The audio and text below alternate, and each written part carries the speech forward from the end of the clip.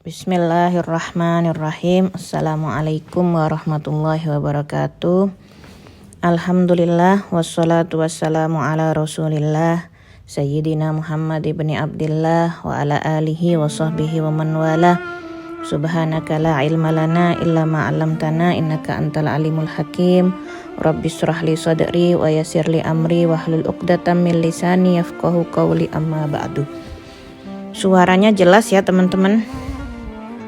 Alhamdulillah, segala puja dan puji syukur kehadirat Allah Subhanahu wa Ta'ala yang pada siang hari ini kita kembali mengkaji Nafahat Ramadaniyah, sebuah kitab yang Masya Allah yang memiliki nilai khususnya di bulan suci Ramadan ya. Dan Alhamdulillah kita udah masuk bab yang ketiga, Khulasatu Fadaili Ramadan, ringkasan keutamaan bulan Ramadan, atau maksudnya apa yang harus kita lakukan di bulan Ramadan. Gak terasa 1, 2 udah masuk ketiga, cuman karena yang ketiga ini agak panjang jadi mungkin dibagi-bagi insyaallah biidznillah. Tak lupa sholawat dan salam senantiasa selalu kita haturkan kepada baginda kita Nabi besar Nabi Muhammad sallallahu alaihi wasallam. Nah, ternyata yang ketiga ini adalah sesuatu yang harus kita lakukan khususnya di bulan yang mulia, yaitu bulan suci Ramadan. Nggak banyak sebenarnya, just only 3, cuman 3 aja yang perlu kita lakukan di bulan Ramadan. Kalau ketiga-tiganya ini kita lakukan, insya Allah Ramadan kita menjadi Ramadan yang makbul, yang sukses, yang najihah insya Allah. Langsung aja, al-matlub min kulli muslim salah satu khisalin fi Ramadan. Diminta ya, dihimbau kepada orang-orang muslim ya, yang mengaku dirinya muslim, umatnya Nabi Muhammad sallallahu alaihi wasallam, melakukan tiga perkara fi Ramadan, 3 kekhususan atau 3 keutamaan di bulan suci Ramadan. Al-ula, yang pertama as-siyam. Siyam itu puasa ya, imsak, puasa. Wa huwa fi Ramadan fardun ala kulli muslim baligh akil mutik mukim. Puasa di bulan Ramadan hukumnya fardu, hukumnya wajib. Artinya kalau kita nggak puasa dosa gitu, karena khusus bulan Ramadan puasa itu hukumnya wajib. Wajib atas siapa? Ala kulli muslim, di setiap orang muslim. Artinya kalau kafir dia nggak wajib puasa. Nanti akan dijelasin sedikit mengenai fikih puasa insyaallah. Baligh, orang yang sudah baligh. Kemudian akil, orang yang berakal, bukan orang gila. Kemudian mutiqin, orang yang sanggup, yang mampu, tidak dalam keadaan sakit. Dan kemudian mukim, yang dia hanya berada di rumahnya, tidak keluar dari batas kotanya, yaitu nggak lagi musafir. Jadi kalau orang tersebut muslim, baligh, berakal, sanggup, dan mukim, dia harus melakukan yang namanya as-siyam, yaitu puasa. Wa makna siyam, apa sih siyam? Puasa itu apa? Al-imsak, artinya menahan. Sebenarnya imsak itu adalah kata-kata menahan yang bisa digunakan untuk apapun, namanya imsak. Ya, kayak Sayyidah Maryam waktu itu dijelaskan di dalam Al-Quran, lagi nadar nggak mau ngomong sama siapapun selama 3 hari. Jadi imsak dari apa? Dari berbicara. Maksudnya apa? Menahan dari berbicara. Itu juga imsak, menahan atau mengendalikan diri. Cuman puasa yang dimaksud di sini menahan dari apa? Imsak anit ta'am wasyarab. Di situ dijelaskan menahan dari makan dan minum. Wa ma yadkhulu ilal jauf, atau apapun yang masuk ke dalam jauf, rongga-rongga yang terbuka. Tulen nahar, sepanjang siang. Karena di negeri Arab itu cuman ada waktu lailah wan nahar, siang dan malam. Gak ada yang namanya pagi, petang, sore, senja, kemudian malam. Gak dibagi-bagi seperti itu. Orang Arab membagi waktu cuman lailah wan nahar. Lailah itu kapan? Dari maghrib itu sudah hari baru sampai subuh. Dari terbenamnya matahari sampai terbit fajar, itu namanya lailah. Sedangkan nahar kebalikannya, ya, dari terbit fajar sampai terbenamnya matahari. Nah, yang diminta imsak di sini, menahan dari makan dan minum ini adalah tulun nahar, sepanjang siang, yaitu mulai terbitnya fajar, ya, dari subuh, ya, sampai terbenamnya matahari. Begitu. Jadi subuh sampai maghrib. Kemudian dijelaskan di sini wala yatimmu illa bitarkil ma'asi. Puasa itu la yatim, enggak sempurna puasanya illa kecuali bitarkil ma'asi, dengan kita ninggalin maksiat-maksiat kepada Allah Subhanahu wa taala. Nah, rupanya imsak di sini yang dimaksud itu bukan cuma menahan dari makan dan minum, tapi juga menahan dari maksiat-maksiat. Apapun maksiat kita tinggalin. Imsak, puasa, menahan dari segala bentuk maksiat. Wal jidal, perdebatan, pertengkaran, pertikaian, apa ya orang Jawa bilang otot-ototan gitu ya. Ngotot, gak mau kalah, mau menang sendiri gitu, seenaknya sendiri. Debat sana, debat sini, caci maki sana, caci maki sini. Tinggalin ya, tinggalin. Maksiat, perdebatan, pertengkaran, permusuhan, pertikaian, apapun, khususnya kalau lagi puasa, tinggalin. Supaya apa? Yatimmu, supaya puasanya jadi puasa yang sempurna. Puasanya naik kelas, gak lagi berpuasa kayak puasa orang awam. Puasanya orang awam tuh gimana? Dia cuman menahan lapar dan haus, maksiat jalan terus, bohong jalan terus, habis sahur bertengkar sama keluarga misalnya. Jangan. Qala sallallahu alaihi wasallam, berkata Nabi Muhammad sallallahu alaihi wasallam, as-saumu junnah. Puasa itu adalah tameng. Puasa itu adalah perisai. Puasa itu adalah benteng, kayak pelindung begitu. Fa idza kana ahadukum shaiman, nah, kalau salah satu di antara kalian puasa, fala yarfuth wala yujhal. Jangan suka caci maki, jangan suka berbuat bodoh, ya. Jangan suka bertikai, jangan suka buat maksiat. Wa inimra'un qatalahu, kalau ada seseorang yang memerangi kalian, au syatamahu, atau mengolok-ngolok kalian, mengejek-ngejek kalian, ya, membikin emosi kalian naik gitu, bikin ego kalian naik gitu, memarahi kalian gitu. Falyakul, maka katakan inni shaim 2 kali. Ya. Katakan aku sedang puasa, aku sedang puasa.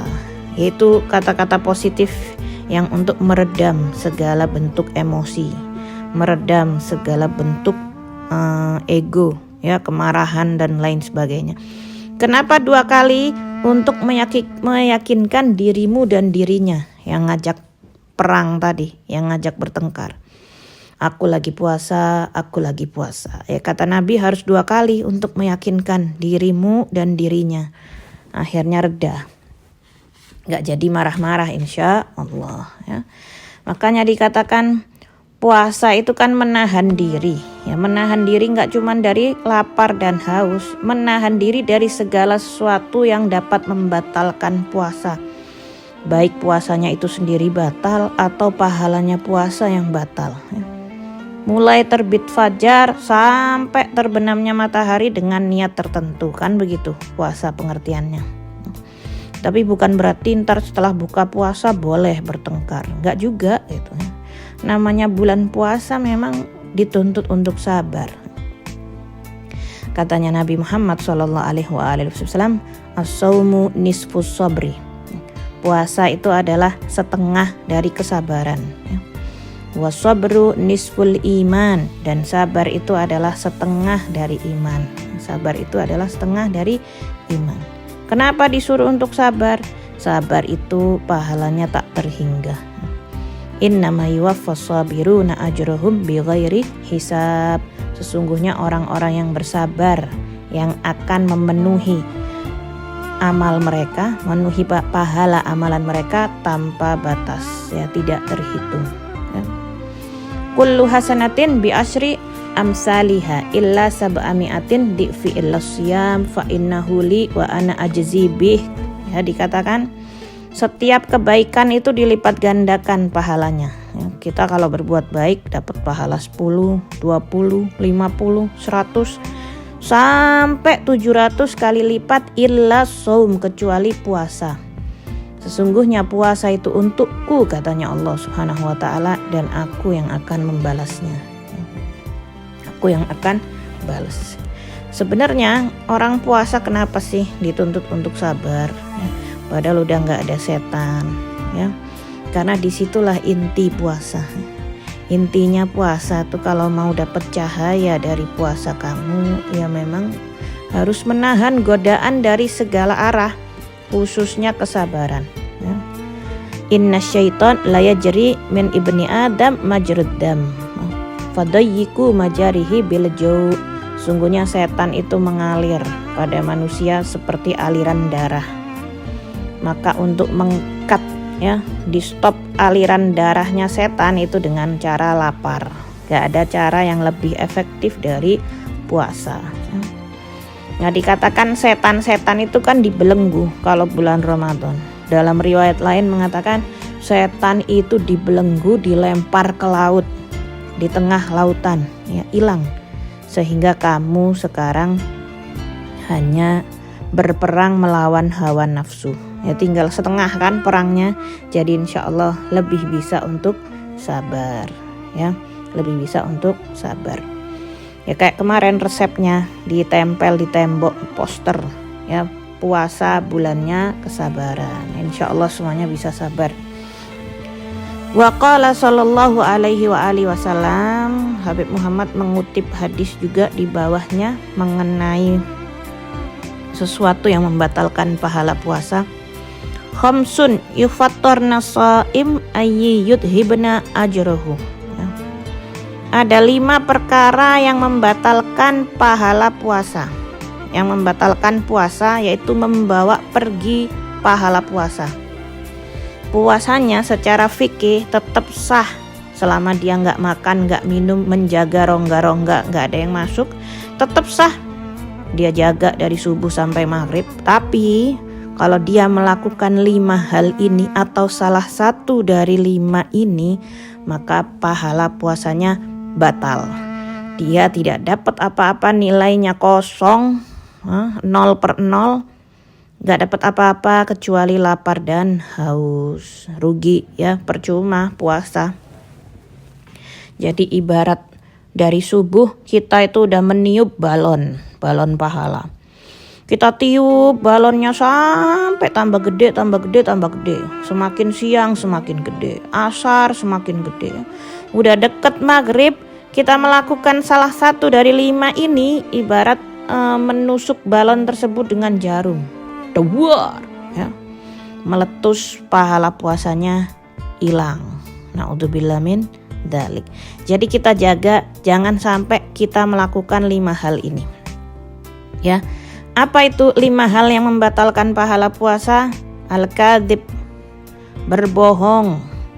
Puasa jangan sampai ada bohongnya, walaupun bercanda jangan berbohong, walaupun gurauan. Kadang orang gak berbohong secara lisan, tapi dia nyebarin berita-berita bohong lewat media sosial, itu sama aja. Jadi hati-hati, ya. Mesti cross check dulu apa-apa yang kita akan share, ya. Wal ghibah, ngomongin orang, ya. Ngomongin orang yang kalau orang itu dengar dia nggak suka gitu, hal tersebut kamu bicarakan kepada orang lain misalnya. Ghibah, ngomongin orang, ngegosip, ya, membatalkan pahala puasa. Ghibah baik secara lisan ataupun dengan ibu jari atau jempol, ya. Ghibah pakai chatting, ya. Kenapa sih ini begini? Kamu tahu nggak ini begini, ya. Iya dia emang begitu dari dulu orangnya gini. Nah itu kalau orangnya dengar nggak tahu, nggak suka, nah kamu udah membuat ghibah atas dirinya. Hati-hati ya. Ghibah ini dosanya seperti 30 zina, nggak main-main. Naudzubillah min dzalik. Khususnya kalau ghibahnya di Ramadan, berlipat-lipat ganda. Allahumma salimna wa iyyakum insyaallah. Mudah-mudahan Allah selamatkan kita. Wan namimah, namimah mengadu domba, ya, mengadu domba supaya si A dan si B ini bertengkar. Kita mengadu domba gimana caranya? Nah itu nggak boleh. Nyampein berita ke sana ke sini sampai keduanya bertengkar. Nah ini apalagi di Ramadan bisa membatalkan pahala puasa. Wal yaminul kadibah, sumpah palsu.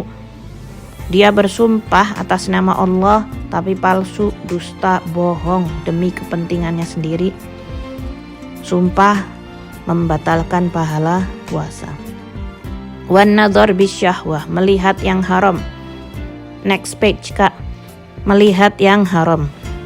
Itu atas sendiri.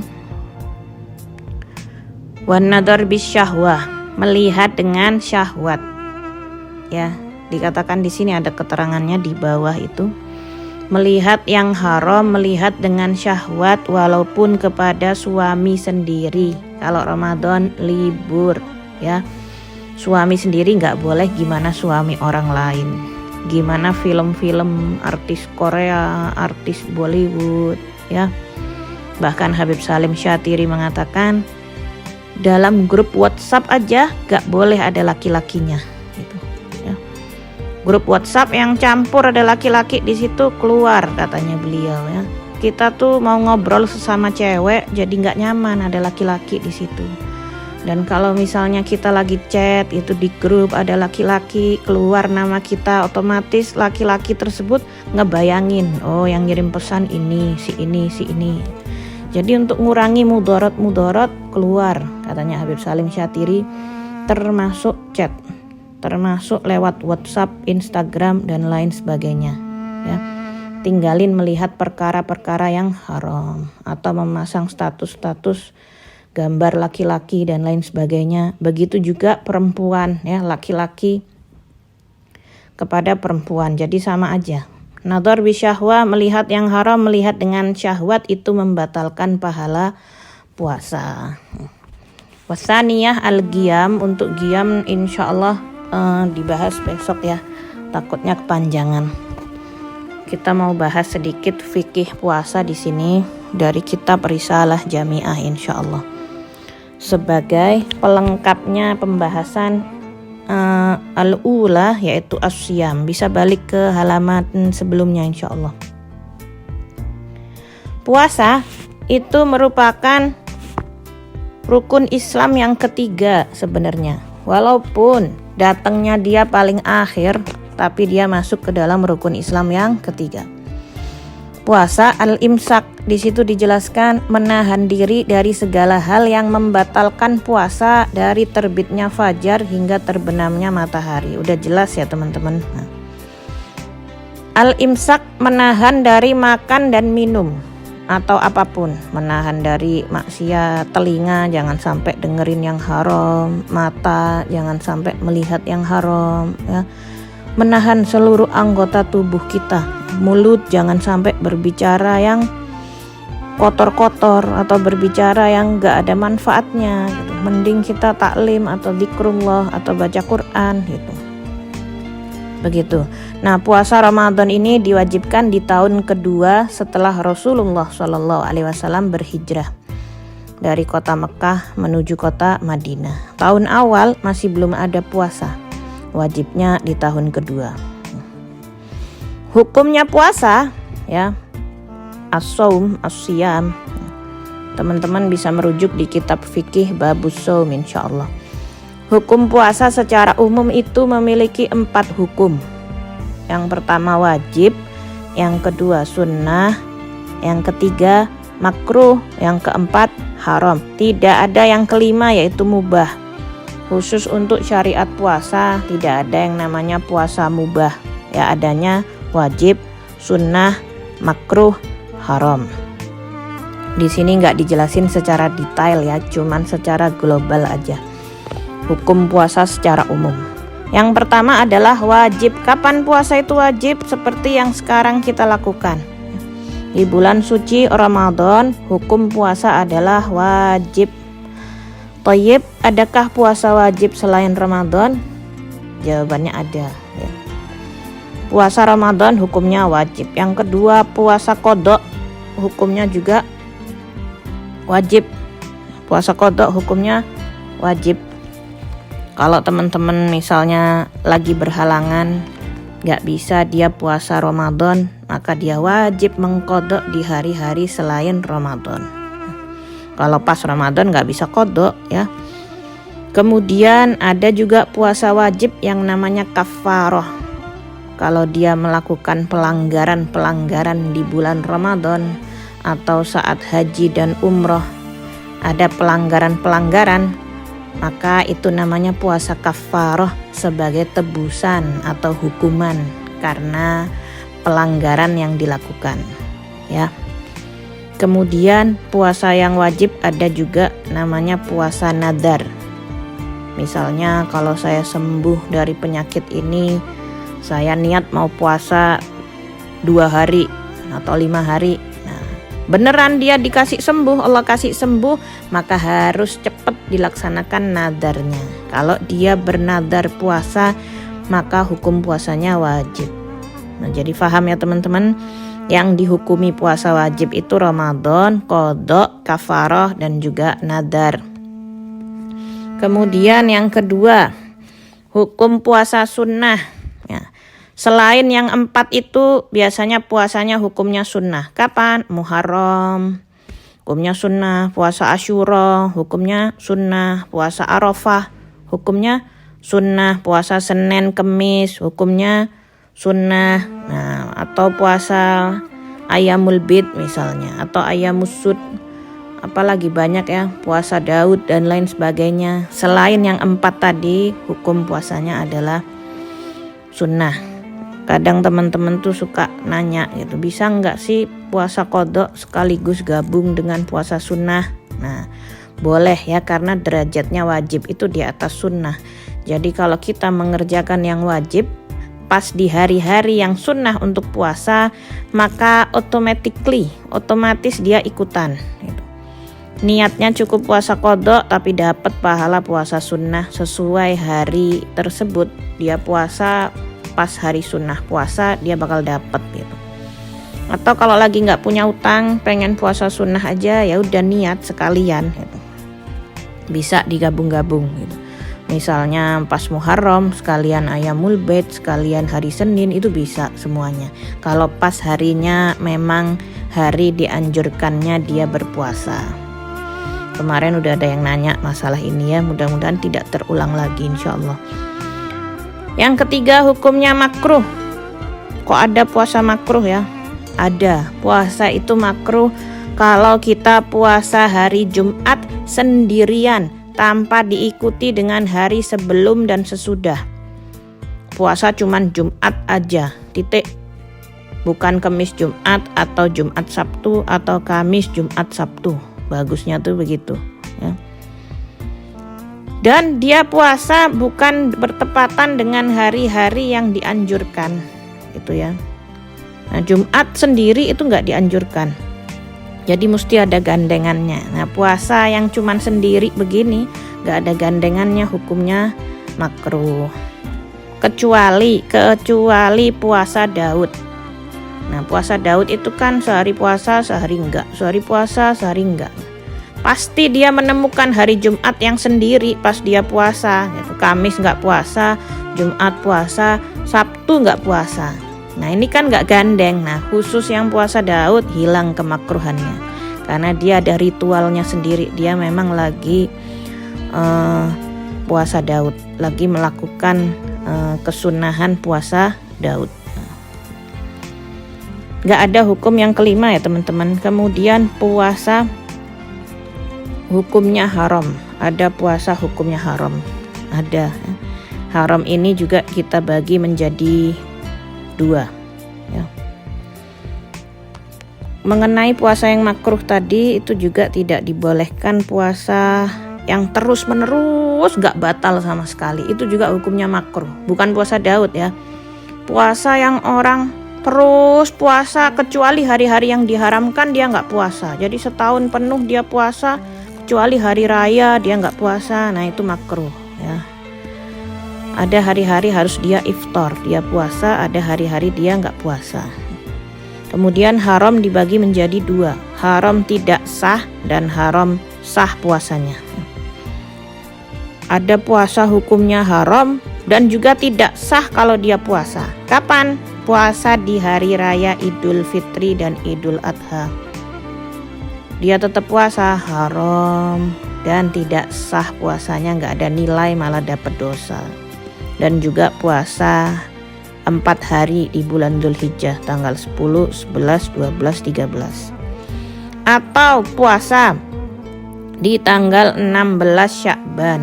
Ya, kalau tidak mengikuti di hari sebelumnya, atau dia tidak qadha juga, atau dia nggak punya kebiasaan puasa Senin Kemis, tiba-tiba pengen puasa setelah nisfu Sya'ban. Nah, ini nggak boleh. Nah, kemudian ada lagi haram tapi sah puasanya. Siapa itu?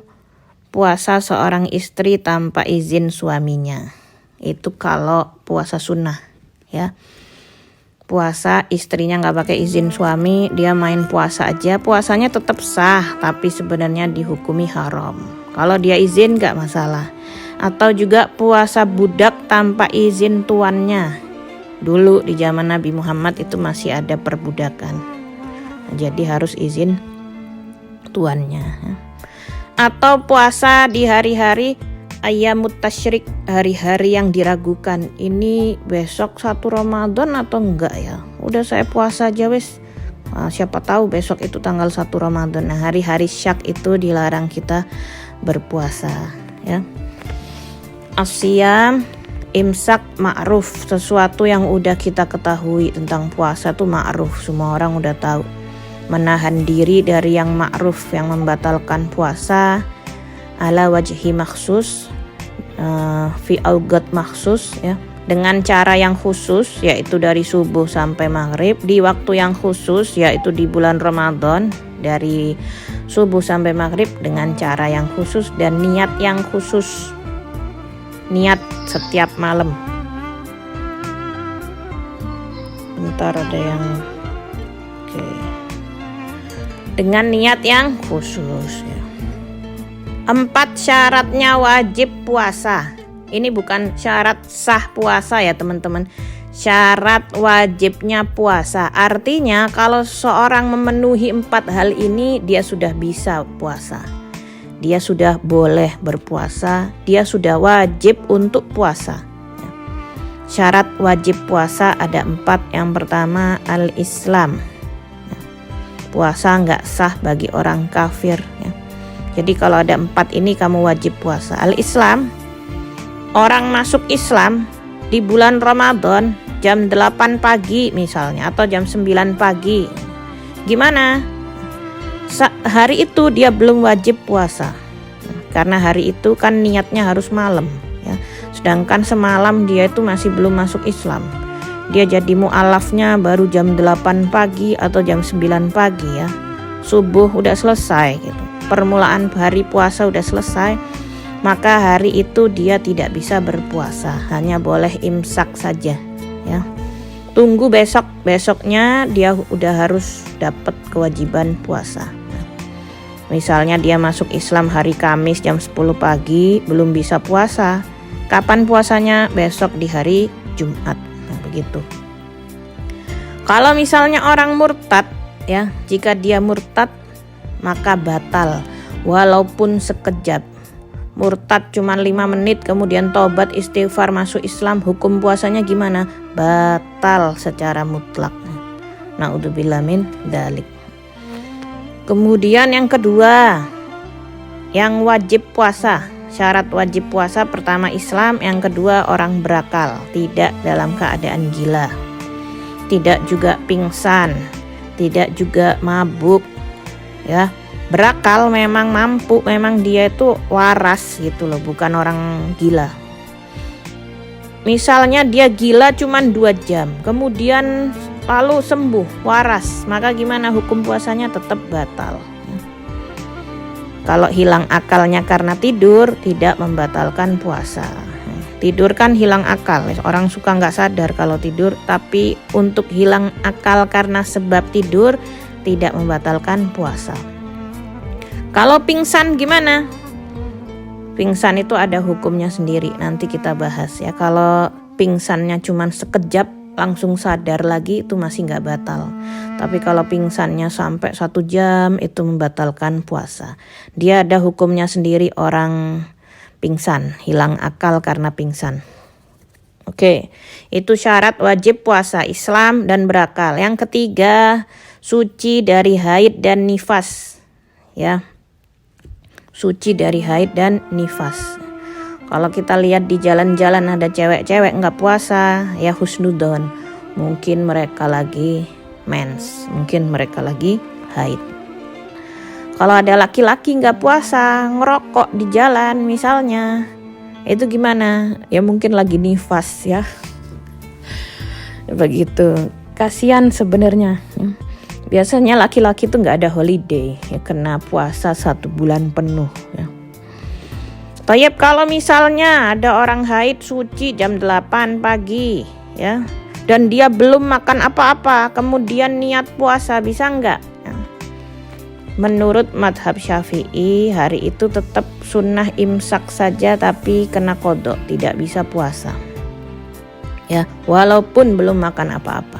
Tapi kalau madhab Abu Hanifah itu masih membolehkan. Ya. Dia langsung niat seketika itu dan langsung puasa. Karena kenapa? Ternyata dalilnya saat itu waktu Nabi Muhammad masuk ke rumah Sayyidah Aisyah, gitu, nanya gitu, kalau ada makanan enggak? Kemudian kesian di rumah Nabi tidak ada makanan apapun yang bisa dimakan.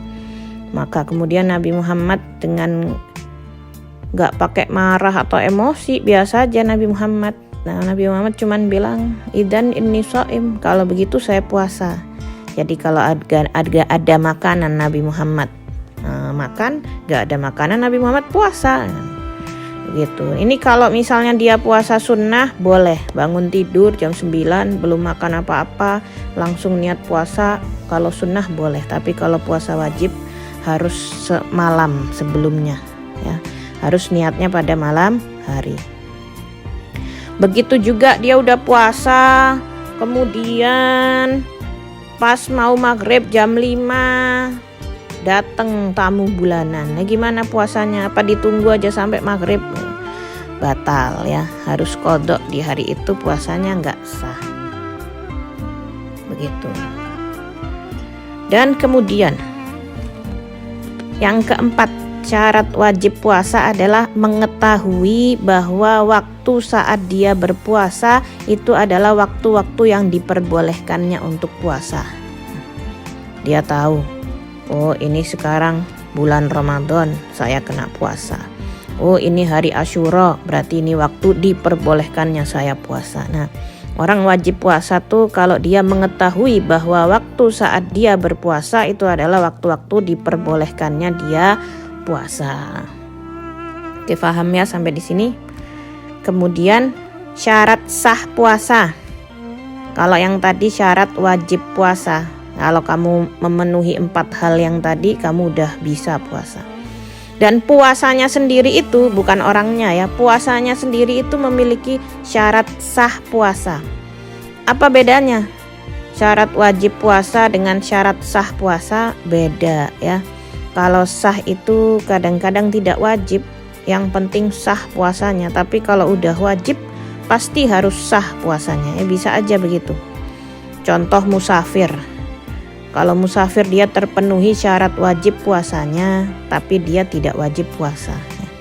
Karena syarat sah puasanya belum terpenuhi, yaitu salah satunya mukim. Ya. Syarat wajibnya dia penuhi, yang 4 tuh dia bisa semua. Ya, thayyib. Tapi ternyata syarat sah puasanya dia nggak masuk karena dia lagi musafir ya, gitu. Apa aja syarat sah puasa? Yang pertama sama al-Islam. Kalau yang tadi bukan orang Islam dia batal, kalau yang ini nggak sah puasanya. Walaupun dia puasa dari subuh sampai maghrib, kalau dia bukan orang Islam nggak sah puasanya. Maka tidak boleh memerintahkan puasa bagi orang kafir. Ya. Tidak sah puasanya. Kafir tidak wajib. Ya. Kalau dia kafir masuk Islam mu'alaf, ya, apakah puasanya wajib diqodok selama dia kafir? Tidak. Ya. Kafir tidak wajib qodok, tapi kalau murtad wajib qodok. Kemudian syarat sah yang kedua, taklif atau baligh atau agil. Dia sudah baligh, sudah berakal, sudah taklif, ya, sudah baligh, sudah mulai ditulis catatan amalannya oleh malaikat. Nah, saat itulah dia wajib puasa. Kalau wanita ditandai dengan haid mungkin usia 12 tahun, 13 tahun, ya. Kalau laki-laki ditandai dengan mimpi basah, kecuali kalau nggak mimpi-mimpi sampai 15 tahun itu batasnya dia baligh 15 tahun. Dan dia berakal, sudah bisa membedakan yang halal dan yang haram, ya. Sudah mengetahui mana yang baik, mana yang buruk, ya.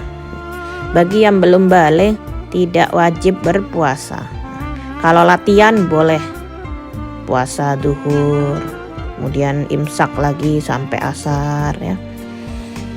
Ada yang mengatakan itu bid'ah, ya, nggak boleh, nggak ada namanya puasa duhur, puasa asar, ya. Tidak ada tuntutan, ya. Ya gimana ada tuntutan, puasanya sendiri nggak wajib buat dia. Ini cuman mendidik, ya. Ini cuman melatih supaya anak-anak itu terbiasa puasa, sehingga kalau dia baligh udah nggak berat lagi melaksanakan puasa. Kalau anak udah tamyiz, walaupun dia belum baligh, maka wajib bagi orang tuanya untuk memerintahkan dia berpuasa. Misal usia 7 sampai 10 tahun, latihan, ya. Puasanya nggak wajib bagi anak tersebut, memang iya, tapi orang tuanya yang wajib memerintahkan dia untuk puasa. Batal nggak ada masalah, nggak ada dosa buat dia. Yang nggak kuat silahkan. Tapi kalau masuk 10 tahun wajib memaksakan, dia harus puasa. Ini digiaskan kepada kiasnya hukum sholat, ya. Jadi kalau nggak mau harus dihukum, kalau nggak mau puasa usia 10 tahun harus dihukum. Ini kewajibannya bukan dari segi hukum puasa, tapi dari segi mendidik anak agar terbiasa, ya. Jadi anak harus dibiasakan puasa walaupun dia belum baligh, walaupun dia nggak wajib, ya. Kemudian syarat sah puasa yang ketiga adalah sanggup atau mampu. Dia sanggup berpuasa, ya. Ini juga dibagi dua secara hissi dan maknawi, hissiyah dan maknawiyah. Secara fisik, hissiyah, dia sehat, bukan orang tua yang udah pikun, bukan orang warga emas, ya, orang tua, bukan lagi sakit, ya, bukan dalam keadaan kurang enak badan atau gimana. Fisiknya itu sehat, dia mampu, dia sanggup puasa, bismillah dia puasa. Yang secara maknawi mungkin dia sehat, tapi dia dalam keadaan haid atau nifas, ya. Dia mampu, dia sanggup puasa, tapi syariat yang melarang dia untuk puasa, ya. Karena orang haid nifas itu sebenarnya penat, ya, dia mengeluarkan darah itu sebenarnya penat, sakit, ya. Ini adalah rahmah dari Allah Subhanahu wa taala, kasih sayang. Cewek-cewek dikasih holiday, ya. Makanya jangan suka protes, ya. Itu adalah rahmat dari Allah Subhanahu wa taala. Saya nggak bisa ibadah ini itu. Kamu masih bisa ibadah yang lain. Itu tanda kasih sayang Allah buat kamu. Ibadah nggak cuma sholat dan baca Quran, masih banyak jenis ibadah lain. Kamu ngasih makan orang puasa sama, dapat pahala puasa mumpung Ramadan, ya. Kamu menerima takdir Allah jauh lebih baik daripada protes malah dapat dosa, ya. Jadi sekali lagi syarat yang ketiga itu mampu atau sanggup, baik secara fisik, hissiyah, atau secara maknawi, tidak dalam keadaan haid dan nifas. Jadi dia mampu puasa. Syarat yang keempat adalah sehat, tidak sakit, tidak ada udzur, ya. dia dalam keadaan sehat, Masya Allah, nggak ada udzur, maka sah puasanya ya. Sakit yang gimana sih yang membolehkan seseorang tidak puasa? Ada 3 jenis sakit ya. Yang pertama yang taruhannya nyawa. Kata dokter kalau kamu puasa dijamin meninggal besok. Nah misalnya gak bisa, ini taruhannya nyawa, sakitnya udah stadium 4 misalnya. Oh dia puasa gak minum obat, misalnya setiap harus dialiri infus, dialiri obat, naudzubillah min dzalik ya. Sakit yang taruhannya nyawa gak usah puasa. Yang kedua, penyakitnya lama sembuhnya kalau puasa. Bakal sembuh tapi puasa memperlama kesembuhannya. Jadi towil, jadi kalau kamu puasa 3 bulan mungkin bisa sembuh kata dokter. Tapi kalau nggak puasa, rutin minum obat 3 kali sehari, insya Allah sebulan sembuh. Nah, penyakit yang jenis begini, kalau puasa dia tambah lama sembuhnya, maka nggak usah puasa, ya. Atau yang ketiga, penyakitnya tambah parah. Kalau dia puasa tambah parah. Misalnya sakit lambung yang akut yang sampai gimana ya. Ada kan yang begitu, yang harus minum obat sebelum dan setelah makan.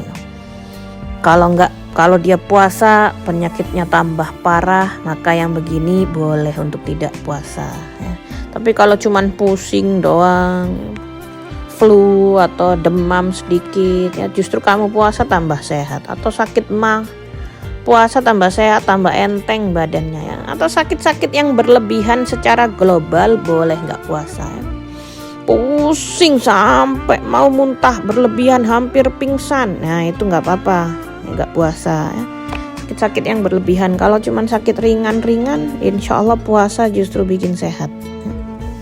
Sumu tasihhu, kata Nabi Muhammad SAW.